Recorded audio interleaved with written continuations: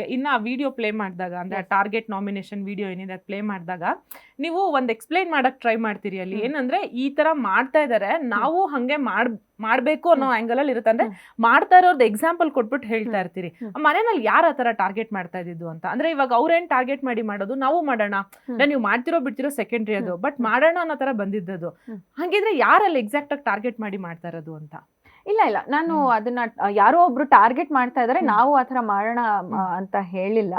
It was a different thing. ನಾನು ಏನ್ ಹೇಳಿದ್ದು ಅಂದ್ರೆ ನಾವು ಯಾವತ್ತೂ ಯಾರ ಒಬ್ರು ವ್ಯಕ್ತಿ ಹೆಸರು ತಗೊಂಡು ನಾಮಿನೇಟ್ ಇವ್ರನ್ನೇ ಮಾಡೋಣ ನಾವೆಲ್ಲರೂ ಗುಂಪಾಗಿ ಸೇರ್ಕೊಂಡು ಇವ್ರನ್ನೇ no that was not the case. ನಾನು ಏನ್ ಹೇಳಕ್ ಹೋದೆ ಅಂದ್ರೆ ಇಷ್ಟು ಜನ ನಾಮಿನೇಟ್ ಆಗ್ತಾ ಇದಾರೆ, ಕಣ್ಣಿಗೆ ಕಾಣಿಸೋ ರೀಸನ್ ಕೊಟ್ಟು ಯಾಕೆ ನೀವು ಅವ್ರನ್ನ ನಾಮಿನೇಟ್ ಮಾಡಲ್ಲ? ಯಾರ್ದೋ ಸಿಲ್ಲಿ ರೀಸನ್ ಕೊಟ್ಟು ಯಾರನ್ನೋ ನಾಮಿನೇಟ್ ಮಾಡ್ತೀರಾ?